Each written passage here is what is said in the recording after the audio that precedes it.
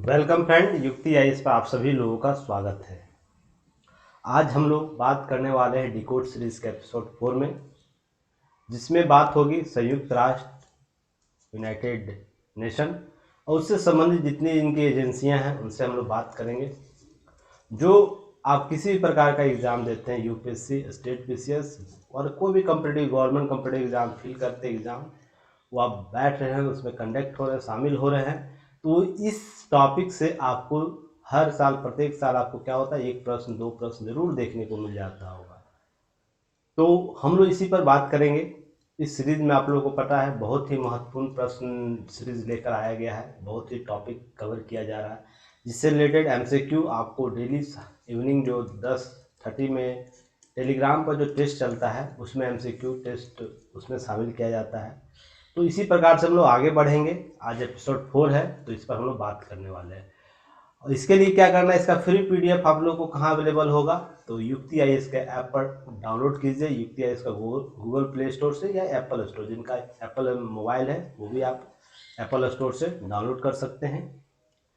Download कीजिएगा तो profile में जाकर अपने प्रोफाइल में एक study material, free study material का बना होगा बॉक्स, उसमें जाकर आप इसे प्राप्त कर सकते हैं। सेगमेंट बाय सेगमेंट जैसे अपलोड होता रहेगा क्लास, वैसे आपको पीडीएफ मिलता जाएगा, जिसमें important topic all competitive exam को कवर किया जा रहा है। ध्यान रखिएगा, ये 10 से 15 मिनट का वीडियो होता है, शॉर्ट वीडियो होता है, जिसमें छोटी पर मोटी बातें की जाती है। जो आप लोग कभी न कभी किसी तरीके से तैयारी करते हैं, कहीं न कहीं छोड़ देते हैं बीच में, तो थोड़ा सा एक्टिव मोड में रह के हम लोग काम करेंगे इस पर। तो जैसे ही युक्ति आईएएस का आपको ऐप डाउनलोड करेंगे तो टेस्ट अवेलेबल हो जाएगा। स्टेट और यूपीएससी और स्टेट पीसीएस का वैकेंसी आ चुकी हैं सभी।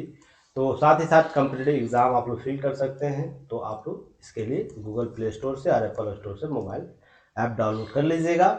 लाइक शेयर सब्सक्राइब करते रहिएगा, युक्ति आईएएस को सपोर्ट करते रहिए। एमसीक्यू टेलीग्राम एमसीक्यू में शामिल होने के लिए आपको क्या करना है, युक्ति आईएएस को टेलीग्राम, अपने टेलीग्राम इंस्टॉल कीजिए या टेलीग्राम पर जाके युक्ति आईएएस सर्च कीजिएगा, हम वहाँ मिल जाएंगे इस लोगों के साथ। तो आप जुड़ जाइएगा या इस बार कोड को स्कैन कीजिए गूगल स्कैनर से और डायरेक्ट ऐड हो जाइए। चलिए, आज हम लोग बात करने वाले हैं संयुक्त राष्ट्र यूनाइटेड नेशन के बारे में। तो जब भी हम बात करते हैं संयुक्त राष्ट्र के बारे में, 2-3 चीज़ें आप लोग एग्जाम ओरिएंट जान लीजिए। प्रश्न कहाँ से पूछा जाएगा, इसके संगठन से पूछा जाएगा, संरचना से पूछा जाएगा और इसके रिपोर्ट से प्रश्न पूछा जाएगा। तो ये तीनों सेगमेंट हम लोग बात करेंगे, आगे बढ़ते चलेंगे। याद रखिएगा सीबी जो है, जो इसका महत्वपूर्ण ही संगठन है, कैसे स्टेबलिंग करता है, कैसे इसका बोर्ड क्रिएट करता है, इसके बारे में देखिए। जितना लोगो आपको नजर आ रहा होगा इसमें ना, सभी इसमें इसके संगठित बोर्ड के संदर्भ में आते हैं, सीईबी के बारे में संबंध में। इसे ध्यान में रखना है ताकि आप लोग चीज़ों को मिसमैच मत कीजिएगा। बस इसके संरचना को ही मत आप समझिएगा कि यूएन है, यूनाइटेड नेशन है, यूएन है। केवल इसके जो आंतरिक जो संगठन है, महत्वपूर्ण संगठन है, उसको ही केवल यूएन मत समझ लीजिएगा। बहुत ही विस्तारित रूप है यह। आज आप लोग को पता चलेगा यूएन कहाँ की संस्था है, किस रूप से आगे बढ़ी है। 24 अक्टूबर 1945 को संयुक्त राष्ट्र की स्थापना एक अंतर्राष्ट्रीय संगठन के रूप में की गई थी। वर्तमान में इसके सदस्य कितने हैं, एक 193 है, पिछला डाटा जो सोर्स है उसके आधार पर। ये डाटा चेंज होते रहता है, वेरी रहता है। तो अगले साल अगर कोई वीडियो इसका देखेगा तो ये मत सोच लीजिएगा कि उस साल आपको ये डेट बस चेक करते रहिएगा। इसमें क्या है, इसका मुख्य उद्देश्य शांति और सुरक्षा, ध्यान रखिएगा, शांति सुरक्षा, मानवाधिकारों की रक्षा करना, मानवीय सहायता पहुंचाना और याद रखिएगा सतत विकास को बढ़ावा देना। तो ध्यान रखिएगा ये कब जुड़ा होगा, जब सतत विकास का कॉन्सेप्ट आया होगा, तो इसे भी याद रखना है। तो ये टर्मिनोलॉजी पूछ सकता है। अंतर्राष्ट्रीय कानून को भली भांति क्रियान्वयन से संबंधित है, अर्थात मोटे तौर पर यह समझा जाए, यह शांति, विश्व में शांति सुरक्षा की बात करता है, मानवाधिकार, लोगों की रक्षा की बात करने की बात करता है, मानवीय सहायता पहुंचाने की बात करता है, विकास को बढ़ावा देने के लिए सतत विकास की अवधारणा को विकसित करता है, और अंतर्राष्ट्रीय कानून जो भी लो रेगुलेशन है, ताकि लोगों के बीच संबंध जो है बेहतर तरीके से स्थापित हो, उसके लिए काम करता है। यहाँ तक उम्मीद करता हूँ चीज़ें समझ गए होंगे आप लोग। बहुत सिंपल सा फॉर्मेट इसमें है, ज़्यादा अधिक चीज़ें नहीं बताई गई है। चलिए नेक्स्ट बात करेंगे, पूर्ववर्ती संस्था इसका क्या था, इसे आप लोग जरूर जानिएगा। लीग ऑफ नेशन की बात की जाती है तो लीग ऑफ नेशन का देखिए लोगो पहले आप लोग याद रखिएगा, लोगो किस तरीके से। लीग ऑफ नेशन में भारत की स्थिति क्या थी ये आप लोग जानिएगा। तो इसमें देखिए पूर्ववर्ती संस्था जो है लीग ऑफ नेशन, संयुक्त राष्ट्र की पूर्ववर्ती संस्था लीग ऑफ नेशन के नाम से थी जानी जाती थी। यह एक ऐसा संगठन था जिस पर प्रथम विश्व युद्ध की परिस्थितियों के प्रथम विचार किया गया था, अर्थात जो विश्व युद्ध हुआ था, फर्स्ट वर्ल्ड वार हुआ था, उसके बाद जो भी उपजे विश्व के सामने उपजे विचार थे ना, स्थितियां थी, उस पर विचार करने के लिए एक ऐसा संगठन निर्माण करने की संकल्पना थी जिसमें सभी राष्ट्रों का सह अस्तित्व की बात की जाए। हालांकि वो सेकेंड वर्ल्ड वार के आते ही यह स्थितियां समाप्त हो गई, पुनः इसका यूएन के रूप में वर्गीकृत किया गया, नया संगठन बन गया। बस इतना याद रखना पीटी फैक्ट के तौर पर चीजें कि यह पूर्ववर्ती संस्था इसकी क्या थी, लीग ऑफ नेशन थी। तो यह लीग ऑफ नेशन वर्ष 1919 के वर्साई संधि याद रखिएगा, वर्साई संधि के तहत अंतर्राष्ट्रीय सहयोग को बढ़ावा देने और शांति सुरक्षा प्राप्त करने के उद्देश्य से स्थापित किया गया था। यहाँ नोट एकदम एग्जाम रखिएगा, याद आप लोग को रखना एग्जाम के लिए। ये जो अमेरिका है, यूएसए के जो राष्ट्रपति थे फ्रैंकलिन डी रूजवेल्ट, इन्हीं के द्वारा शब्द दिया गया था संयुक्त राष्ट्र का।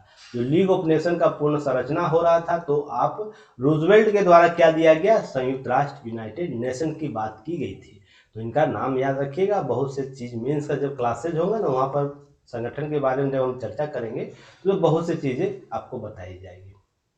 अब देखिए इस चित्र में याद रखिएगा, भारत है ना लीग ऑफ नेशन का स्थापित सदस्य था। अब यहाँ प्रश्न पूछेगा, आप लोगों को दिमाग में आएगा क्यों स्थापना। भारत तो सत्ता परिवर्तन 1947 में हुआ है, जिसे हम लोग आज़ादी बोलते हैं। आज़ादी हमें कब प्राप्त, 1947 एक राष्ट्र के तौर पर हम तब उभरे हैं। तो ये 1919 में कैसे हुआ है, तो ध्यान रखिएगा यह ब्रिटिश उपनिवेश था। तो ब्रिटेन के जितने भी उपनिवेश थे उस समय जब ब्रिटेन इसमें शामिल हुआ, तो उसके उपनिवेश, कुछ उपनिवेश जो थे उसको भी शामिल किया गया था। बस पीटी फैक्ट के तौर पे इतना ही जानिएगा। अभी जब मेंस की क्लास आप लोगों को लिया जाएगा तो बताया जाएगा ऐसा क्या कारण था, भारत को उपनिवेश के तौर पर ब्रिटेन इसमें शामिल किया था, ऑस्ट्रेलिया को, और भी आप देश देख रहे होंगे, बीच बीच में ब्लू कलर का देख रहे होंगे ना, उसमें उपनिवेश जो ब्रिटिश के थे, तो उसमें आपको क्यों शामिल किया, उसके हर के अलग अलग स्थितियां थी, तो उस पर हम लोग बात करेंगे। फिलहाल आपको इतना ही याद रखना है। अब नेक्स्ट स्लाइड में आपको ये नजर आएगा प्रमुख 6 अंग।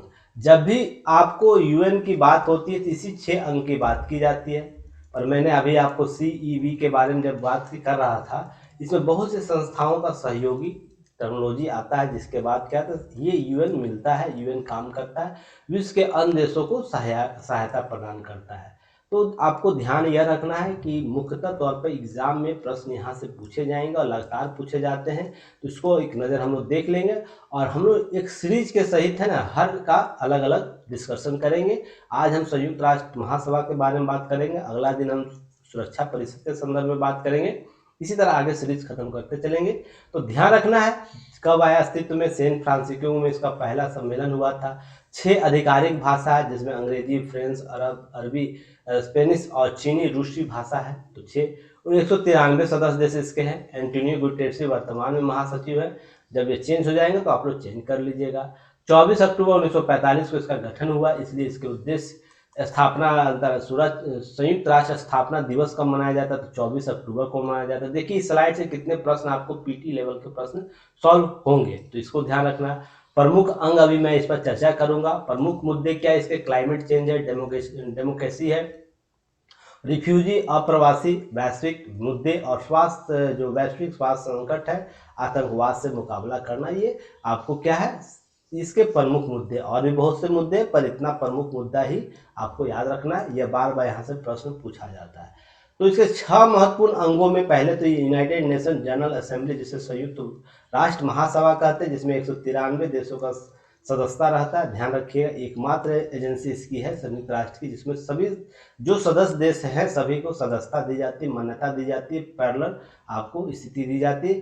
हालांकि ध्यान रखिएगा उसके बाद संयुक्त राष्ट्र सुरक्षा परिषद सबसे मजबूत, अगर कोई परिषद जो इस अंग का सबसे मजबूत कोई अंग है तो यही सिक्योरिटी काउंसिल, क्योंकि यह विश्व में 2 देशों संकल्पना करता है, 2 शक्तियों के रूप में संकल्पना करता है, एक वीटो पावर वाली शक्तियां और एक गैर वीटो पावर वाली शक्तियां। तो ध्यान रखिएगा, यहाँ पर हम चर्चा करेंगे आगे। नेक्स्ट है इसी का एक अंग है राष्ट्रीय संयुक्त राष्ट्र सचिवालय, यूनाइटेड नेशन सिक्योरिटी ध्यान रखिएगा, इसकी भी चर्चा हम लोग आगे करेंगे। संयुक्त राष्ट्र आर्थिक सामाजिक परिषद, ये जो आपको यूएन यूनेस्को है, यहाँ पर यूएन आप ऐड कर लीजिएगा, यूनेस्को ध्यान रखिएगा। UN economic and social council जो है यह बहुत ही महत्वपूर्ण है, यह इसके बारे में लगातार आपको न्यूज में देखने को मिलता है। इसी तरीके से संयुक्त राष्ट्र ट्रस्टीशिप परिषद जो है, अंकार्ड जिसे हम लोग कहते हैं, यह क्या संस्था किस रूप से काम करते हैं, सभी हम लोग चर्चा करेंगे। अंतर्राष्ट्रीय न्यायालय जो इंटरनेशनल कोर्ट ऑफ जस्टिस है, इसका ही अंग बनाया गया है, ध्यान रखिएगा, इसके बारे में हम लोग आगे चर्चा करेंगे। अब है संयुक्त राष्ट्र महासभा के बारे में हम लोग आज के सीरीज में इसके एक पार्ट को कवर करेंगे, उसका जो 5 शेष रह जाएगा तो एक एक करके हम इसको कवर करेंगे विस्तृत तरीके से। ऐसा मत सोचिएगा कि नहीं यहीं से मैं निकल जाऊंगा, मैं जब भी आपको कवर कराता हूं तो सारे पॉइंट को कवर करता चलूंगा, ताकि एग्जाम में छोटी पर मोटी बातों को कवर कर सके आप लोग। तो ध्यान रखिएगा, संयुक्त राष्ट्र महासभा यूएन जो सिक्योरिटी काउंसिल है, एक नीति निर्माण और प्रतिनिधि निकाय है। तो ध्यान रखिएगा, आपसे प्रश्न कभी पूछेगा तो यूएन महासभा के बारे में, तो यह एक प्रतिनिधि निकाय है जहां पर सभी सदस्य देशों का प्रतिनिधि समान होता है। यह संयुक्त राष्ट्र एकमात्र निकाय है जिसमें संयुक्त राष्ट्र के सभी सदस्यों यानी 193 सदस्यों का प्रतिनिधित्व होता है। जब मैंने आपको प्रतिनिधि संस्था बोल ही दिया तो यह क्या है, सभी का प्रतिनिधि समान होगा। संयुक्त राष्ट्र महासभा का नेतृत्व एक अध्यक्ष के द्वारा किया जाता है, जिसे 1 वर्ष के कार्यकाल के लिए नामित किया जाता है। देखिए आप सुनते होंगे 76वें सत्र के लिए, 76वें 77वें, इसी तरह सुनते होंगे ना, एग्जाम में बार बार प्रश्न पूछा जाता है सत्र के कौन है। तो अभी के कौन कौन है, पहले से मालदीव के थे, अभी हंगरी के हैं, इस पर हम लोग चर्चा करेंगे। अब ध्यान रखिएगा, संयुक्त राष्ट्र महासभा का मुख्यालय कहाँ है, न्यूयॉर्क में, यूएसए में है। अब संयुक्त राष्ट्र महासभा वार्षिक बैठक सितंबर में, अमूमन सितंबर में होती है और सत्र न्यूयॉर्क के महासभा हॉल में होती है, पर विशेष परिस्थितियों में ये कहीं भी कराई जा सकती है। नोट के तौर पर याद रखना है, क्या नोट के तौर पर याद ये रखना है कि इसके कार्यों का महासभा वर्ष में अन्य कहीं भी मिलती है, कहीं भी कराई जा सकती है, पर अभी तक जो भी चीजें हुई हैं आपात स्थितियों को छोड़ दिया जाए तो हमेशा महासभा न्यूयॉर्क हॉल में ही होता है।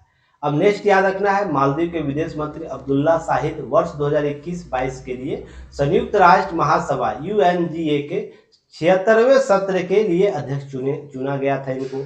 अब 17वां सत्र के लिए किनको चुना गया, ये भी आपको प्रश्न पूछा जा सकता है 2022-23 के लिए। साबा कुरैशी जो अभी भारत के दौरे पर थे ना, आपको 26 जनवरी के आसपास थे, तो आपको इनका नाम याद रखना है। यह बहुत ही Dainik Jagran news analysis paper में मैं लगातार आपको इनके वक्तव्य को सुना रहा है, इनका स्टेटमेंट जो भी आ रहा है सुधार के लिए बात की जा रही है।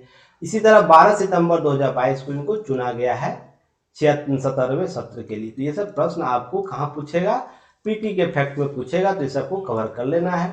और ये सब बीपीएससी, यूपीपीसीएस, यूपीएससी का फेवरेट टॉपिक होता है, तो इस सबको कवर करना है।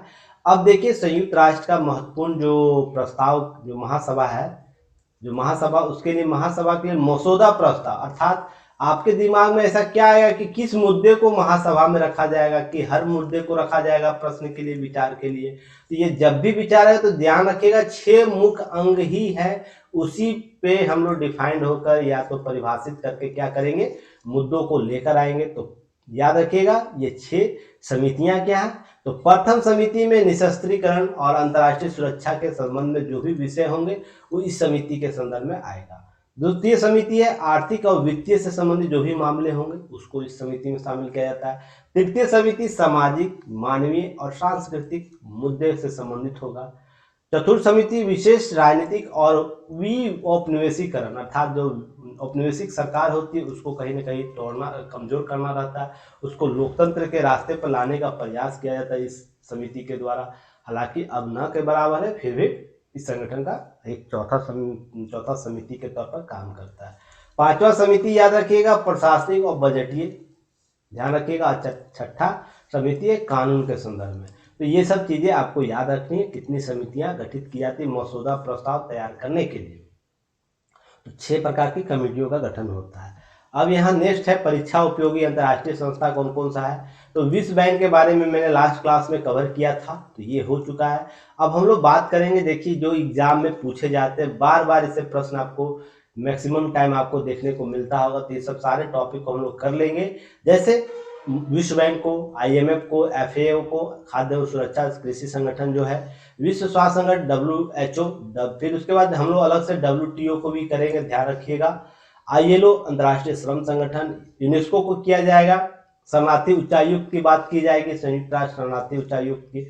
उसके बाद संयुक्त राष्ट्र विकास सम्मेलन जो अंक टाक है, इसकी भी हम लोग परीक्षा उपयोगी जहाँ से बार बार प्रश्न पूछे जाते हैं इसको कवर करेंगे। साथ ही साथ अन्य के बारे में क्या करना है, अन्य के बारे में अन्य जो एजेंसियां हैं जैसे अंतर्राष्ट्रीय नागरिक उड्डयन संगठन है, उसका international and for agriculture development है, अंतर्राष्ट्रीय समुद्री संगठन है, अंतर्राष्ट्रीय दूरसंचार संघ है, संयुक्त राष्ट्र औद्योगिक विकास संगठन है। उसके बाद संयुक्त राष्ट्र ड्रग्स एवं अपराध जो कार्यालय है, एशिया और प्रशांत के लिए संयुक्त राष्ट्र आर्थिक सामाजिक आयोग है। तो इसके बारे में मैं क्या करूंगा, आपको ये संगठन के बारे में की पॉइंट दे दूंगा ताकि जो इम्पोर्टेंट परीक्षा में प्रश्न VVI टाइप का प्रश्न जो आता है उसको कवर कर लिया जाए पिछले वाले स्लाइड से, जो महत्वपूर्ण परीक्षा उपयोगी एजेंसियां हैं उनके बारे में। उसके बाद हम इससे न केवल PDF से ही की पॉइंट को कवर कर लेंगे ताकि इससे भी कभी कभी प्रश्न होता है ना, छोटी छोटी पर मोटी बातों को कवर किया जाता है, तो इससे भी प्रश्न न छूटे। तो अमूमन हम ये सीरीज में इसी तरीके से काम करेंगे। तो लगातार अब चलेगा आपको जो भी संगठन है उसके बारे में, महत्वपूर्ण संगठन के बारे में। पहले हम UN के सारे संगठन के बारे में चर्चा करेंगे, जो भी 6 संगठन है। तो एक आज हो चुका है, 5 जो शेष रह गया उसको चर्चा करेंगे। उसका जो अन्य परीक्षा उपयोगी संगठन है उसकी चर्चा करके उसके बाद हम लोग समाप्त करेंगे इस सीरीज को। उसका नेक्स्ट टॉपिक को हम लोग लेकर आएंगे। मुझे लगता है आप लोगों को ये चीज़ें समझ में आ गई होगी। और बाकी जो भी कोई भी दिक्कत हो, किसी भी प्रकार का इशू है, तो आप ऐप डाउनलोड किए हुए हैं कि वहाँ पर कम्युनिकेशन ग्रुप बनाया हुआ है, वहाँ पर आप शेयर कर सकते हैं। साथ ही साथ आपको विभिन्न प्लेटफॉर्म हमारी टेक्निकल टीम से बात कर सकते हैं, या किसी भी प्रकार का कोई इशू है तो डायरेक्ट हमसे बात कर सकते हैं आप लोग, कोई इशू नहीं है। तो चलिए फिर हम मिलते हैं नए सीरीज के साथ। धन्यवाद, जय हिंद।